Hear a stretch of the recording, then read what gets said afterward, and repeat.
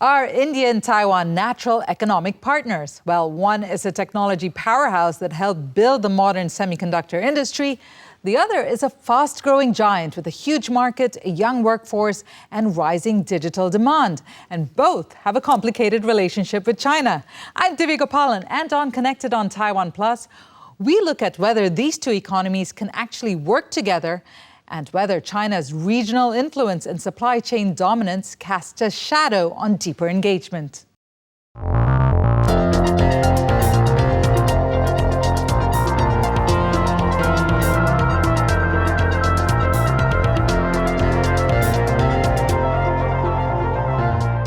For a closer look at the opportunities, challenges, and future potential of India-Taiwan trade and investment collaboration, we're joined from Delhi by Bidisha Bhattacharya, the consulting editor of the Indian digital publication, The Print. She's also an associate fellow and head of research at Chintan Research Foundation. Great to have you on the program. Now, I want to start with just taking a look at the hard numbers there. And bilateral trade between India and Taiwan reached $12.5 billion up in 2025. That's up quite significantly from the previous year. What's been driving that? Firstly, thank you, Divya, for having me. India-Taiwan trade now in the range of $12 to $13 billion, and growing at a strong double-digit pace represents not just a trade relationship, but an under-leveraged strategic economic corridor, in my opinion. To understand the opportunity, of course, it is very important to bring in the concept of competitive advantage. The idea that countries gain by specializing in what they produce relatively more efficiently. Taiwan has built deep specialization in semiconductors, precision electronics, and advanced manufacturing for that matter, while India's strength lies in its large domestic market, demographic scale, and an expanding human capital base. But beyond competitive advantage, a more modern lens is global value chains, the GVCs as we call them. Today, products are not made in one country, they are assembled across multiple geographies. Taiwan sits at the high value nodes of these chains, and especially in chips and components. While India is still integrating into these networks. Another useful framework would be the Economic Complexity Index, ECI, and the Product Complexity Index, PCI. Taiwan ranks among the most complex economies globally, meaning that it exports highly sophisticated products requiring diverse capabilities. India, while improving, it still exports a relatively lower share of complex goods. So this gap presents and represents an opportunity. By partnering with Taiwan, India can effectively import capabilities and upgrade its own complexity. Okay, you brought in so many ideas right there that I do want to dig into throughout our conversation. Before that, under-leveraged strategic corridors. On that theme there, India has a huge push to create a semiconductor industry from the ground up, from managing all sides of the supply chain. I'm wondering how much Taiwan is currently part of that mission, and is that part of the under-leveraged part that you're seeing? Certainly, absolutely. I mean, this question, it goes to the very core of development economics, because it's important to partner or, understand how countries transition from low value to high value production. As I had spoken earlier, about, economic complexity index or product complexity index, this is probably the very first point, the area where India looks at Taiwan, because Taiwan has been ranking amongst one of those economies and those countries that has been consistently exporting highly sophisticated products with diverse capabilities. Now, the best part about climbing up the product complexity ladder, I would say, is, it has both a forward linkage as well as a backward linkage. Backward linkage basically means that the higher, if you are specializing in the production of, for instance, semiconductors, that would require multiple stages of production. And if an economy is specializing in the production of, say, rice and wheat, that would require lower stages of lesser number of stages of production. So higher the product complexity index, the more are the stages of production, and that automatically takes care of your macroeconomic issues, your unemployment issue, your aggregate demand issue. So this is where specifically, India definitely looks at Taiwan's model, and it tells us, that products like, let's say, crude petroleum or basic chemicals that require limited capabilities, but Taiwan's role here is catalytic, through integration into Taiwanese-led supply chains, Indian firms can undergo capability upgrading. So from a diversification point of view as well, India must also reduce export concentration. For instance, a lower Herfindahl-Hirschman index, which measures export concentration, means that a more diversified export basket. It typically correlates with greater economic resilience.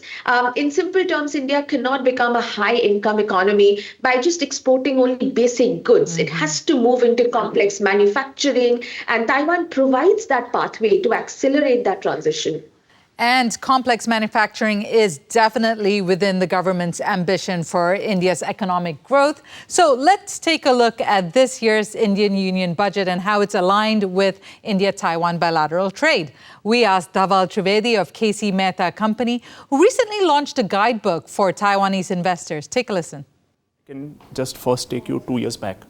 And what has happened is, after the COVID-19 thing happened, the government of India started focusing on specific sectors where India could potentially have the capacity to manufacture and supply worldwide. And that is where the political situation also, challenging. India decided to start focusing more on the East and focus on companies from Japan, Taiwan, South Korea. And that is where the government started focusing on Taiwan as a geography to partner with. This year's budget is no different. So what has happened is the government's push towards semiconductors and electronics since 2021 has given great results. Today we see at least 10 projects which are in the process of being up and running across the country, in the West, in the East, and in the South. What this year's budget does is provide consistency in the way the government approaches a particular law and an industry. What the government has done different this year is it has learned out of the positive outcomes of the earlier policies. And the government has now further provided incentives to these specific industries, be it semiconductor or electronics. So, Bidisha, that really paints a picture of how the government wants to move up the value chain when it comes to manufacturing and exporting and its domestic industries. And Taiwan seems to have quite a big role to play in this. But there are some fundamentals that would trouble many economists, I believe. And one of them is the trade imbalance that exists between Taiwan and India. Can you explain what that looks like at the moment? Definitely a very interesting question. I believe that there's a slight gap, not just in the what we are exporting and how we are exporting it, or rather the volume of exports. But as a very important point, we just discussed about manufacturing and semiconductors. So the gap, I'll try to explain you through what's exactly happening in the manufacturing sector in India. So India's manufacturing share has kind of remained stuck around 15 to 17% of GDP, reflecting what in economics we like to call as premature deindustrialization. This is where economies shift from agriculture directly towards services without fully industrializing. Taiwan's model here offer insights, particularly through industrial clustering or agglomeration effects. The gap specifically here is, of course, the learning by doing approach, or the knowledge spillover bit, which is not being able to, let's say, completely implemented in the economy or the certain sectors of economy. We have definitely grown leaps and bounds in semiconductors lately, and but Taiwan's model, specifically when it comes to industrial clustering or agglomeration effects, is something that we definitely need to understand understand and reskill ourselves. When firms, suppliers, and skilled labor concentrate geographically, productivity rises due to shared infrastructure, due to knowledge spillovers, and reduced transaction costs as well. Semiconductors is definitely a prime example with that high complexity industry with strong forward and backward linkages. However, it's also important to be realistic because semiconductor ecosystems require high capital investment. They require long gestation periods. They require deep supplier networks. So therefore, the goal, in my opinion, should just not be, even from a diversification lens as well, that India must avoid excessive concentration in certain sectors, in few sectors. But if India successfully leverages Taiwan's expertise, it can actually move from scale-driven, high complexity, towards scale-driven, high complexity manufacturing, which would actually increase manufacturing share in GDP. Right, and something that complicates that whole equation there from volume to value of how much you're exporting or importing is Taiwan's currency, which seems to have some market-defying abilities. How much is that a concern for India when it comes to that, trying to adjust that deficit? Or does it help India in any way that Taiwan's currency is seemingly cheap? See, at this point, Divya, every currency across countries in the world is at a risky position. I mean, we don't know, given the geopolitical movements or the changing global world order, how things are going to pan out. But a persistently competitive currency in general shifts income towards exporters away from consumers. So this tends to create, or the risk that it tends to create, is high external surpluses, lower domestic consumption, structural imbalances, or as we call it, the impossible trinity that take place, because that often leads to exchange rate volatility or probably, the impossible trinity basically states, I would like to hear sort of step back and define what the impossible trinity means. It states that a currency or a country cannot simultaneously maintain exchange rate stability, free capital flows, independent monetary policy. At the same time, India's managed float allows it to balance these trade-offs effectively, but at this point in time, deliberately weakening the rupee may boost exports for the short term, but it will carry some risks. For instance, imported inflation, asset bubbles, financial instability as well. Taiwan's experience did show that an over-reliance on currency competitiveness can, distort the economy. So India's long-term strategy should focus more on productivity, innovation, diversification, not, focusing on rather manipulating the exchange rates. Right. So before we continue, let's take a look at the money that has been coming into India by taking a look at the Taiwanese companies' investments in India. We asked Dhaval Trivedi again of C Mehta Co. What are the main sectors Taiwan has invested in, and what are the challenges they face? I would like to relate the geography of India with the type of companies that come and invest into India. For example, if you see the traditional machine manufacturing or leather industry, you will see a lot of companies in the south. If you see trading companies, sports, technical textiles, you see the west and the north as a geography where Taiwanese companies come and invest. Earlier, if you ask me, because you asked me what are the challenges being faced by Taiwanese groups and how have they overcome it, if you would have asked me the same question in early 2000s, there were only challenges because the way Taiwan operates and the way India operates is very different. And therefore, the groups that used to come to India wanted a similar environment available in India in terms of speed, in terms of certainty. I always tell my clients that having patience when you come to India is the key. What we have seen in the last 5 years is actually that. A lot of these groups have started having patience. They have understood how India operates. And they have understood that if their group has to grow big, India is the place to be, both in terms of manufacturing and having a good customer base. That has helped them have that patience of 3 years, 4 years to see the output. And a lot of these groups have started seeing results. So Dhaval Trivedi mentioned a number of issues, but one of the things that I found quite interesting and pertinent was the way Taiwanese and Indian companies operate. What would you say would be the main sticking point when it comes to that?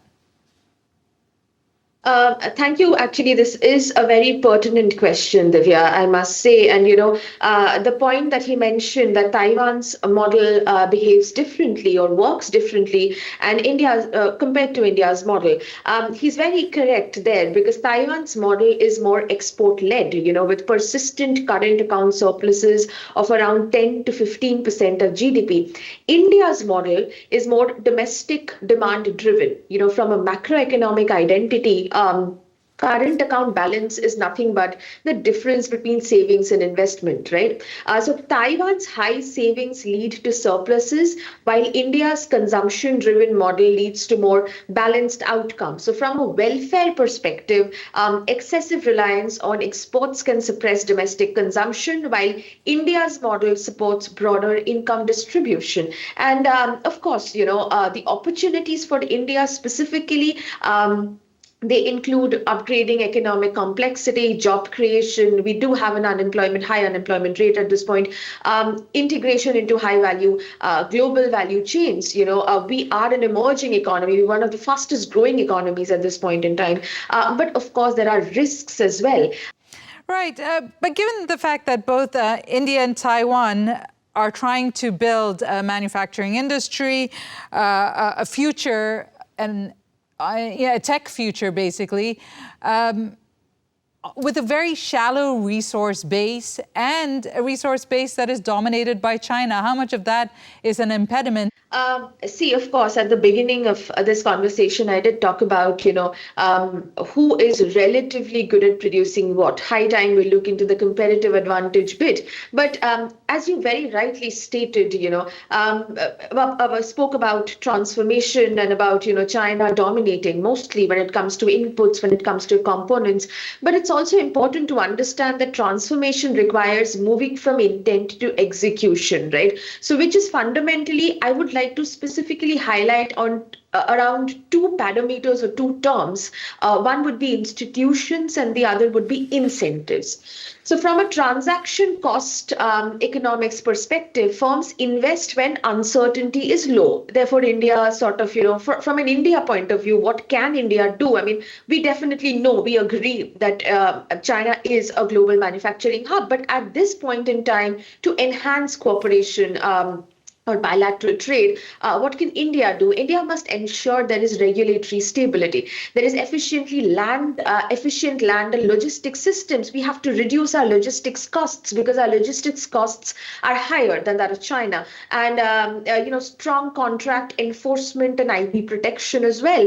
And another important concept here that I believe doesn't get discussed as extensively, I call it, or in economics, we call it policy credibility. So long-term commitments, they matter more than short-term incentives. So India should also align its policies with GVC integration, focusing on reduced tariff, but also non-tariff barriers, non-trade barriers or non-tariff barriers are the areas that need to be looked into at this point. Okay, so in that case, let's flip it on its head then. What are the opportunities for India and Taiwan as a lot of other countries and industries are looking to go non-red with their supply chain?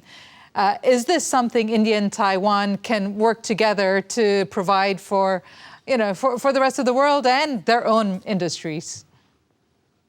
100% they can, and definitely here I would say the very two areas that should need immediate focus. One would be a strong and a resilient supply chain, and the other would be digital infrastructure. So our digital public infrastructure under of course, the governance of Prime Minister Narendra Modi has been incredible. The growth in digital public infrastructure has been incredible.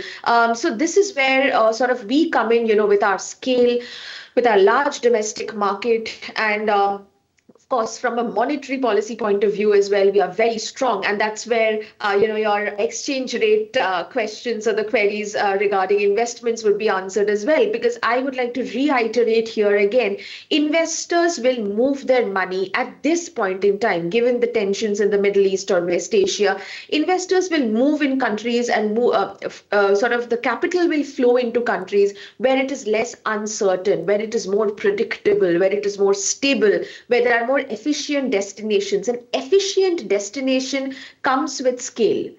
Efficient destination comes with, even now, a strong AI or a digital infrastructure. Efficient destinations comes with demand driven supply chains. So this is an area where I feel both India and Taiwan have the exact kind of capabilities which, if married together, could actually create something long term, something brilliant, for the rest of the world economy to learn something from. I mean, this could be a classic example of a brilliant bilateral trade between India and Taiwan. Right, and to round this up, I want to pull up something you've said in one of your previous analyses and articles. You've said the future of economic power will depend not just on growth, but who controls supply chains, resources, and industry capacity, and how countries manage their dependence on China. Given that, where do you see India? Let's Taiwan aside for the moment. How long do you think it will take India to be able to put itself in that position? I feel that if it all depends on the policy prescriptions, Divya, to be honest, because at this point in time, the inputs required, or the parameters or the indicators required for India to do brilliantly, when it comes to growing, and we are one of the, of course, the numbers show that we are one of the fastest growing economies, or as an emerging economy, we have all those inputs with us. We have a young, strong, good labor force. We have scale.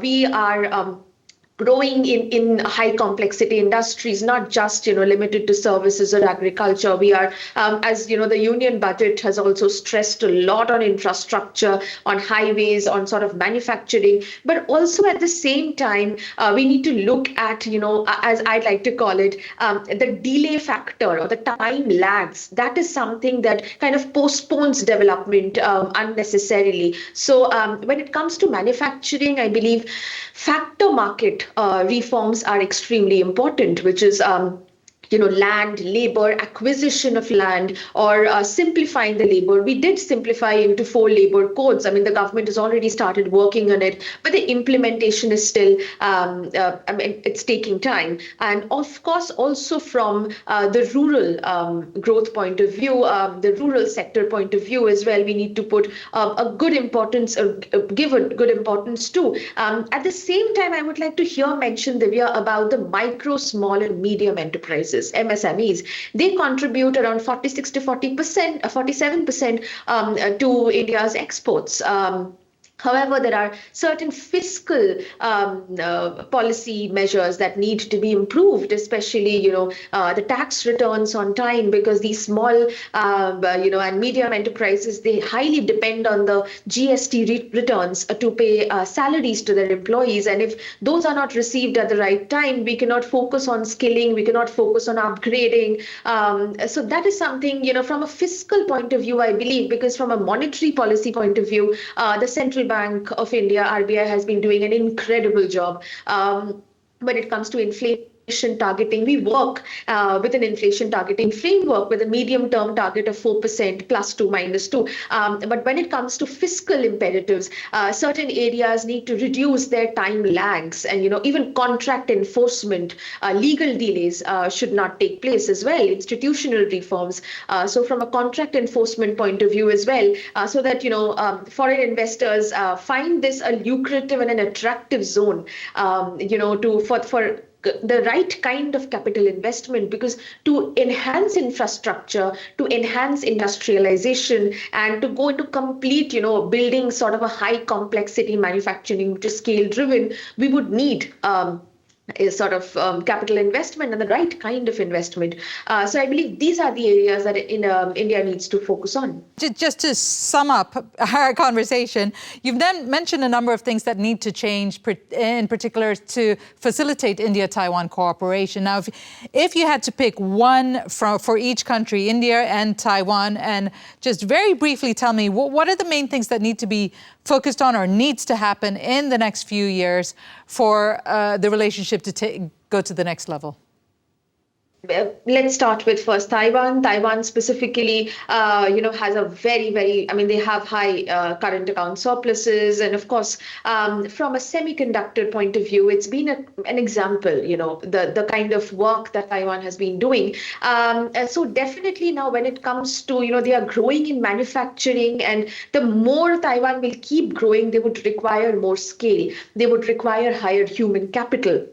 India has that human capital, but India is still trying to navigate through the entire skilling process. So this is where Taiwan comes into the picture and says, hey, we would like to have the strong human capital. And from a learning by doing approach, India can sort of understand, the skilling bit at every particular stage of production, because in that process, not only will Taiwan end up with a strong human capital, but also India will upgrade from a low to medium complexity production of the kind of commodities that we are exporting to climbing up the complexity ladder, and also moving towards, or let's say a fast pace of moving quickly towards scale-driven, high complexity manufacturing. So I would say from an immediate perspective, Taiwan can actually, come together with India from, where Taiwan requires to upgrade their scale, in their manufacturing. They require more labor force, they require higher human capital, and that is something that India has. And from an India perspective, India would learn from the skilling and understanding, the technologies, educating and encouraging in joint research and development. This is also something very imperative at this point in time. Thank you so much. Let's hope we see that kind of synergy in the near future. Thank you so much, Bidisha Bhattacharya, for taking the time to talk to us. And for our viewers, it has been good to have your company. If you'd like more tech and business stories from Taiwan, follow us on our socials, where we keep you informed, engaged, and connected.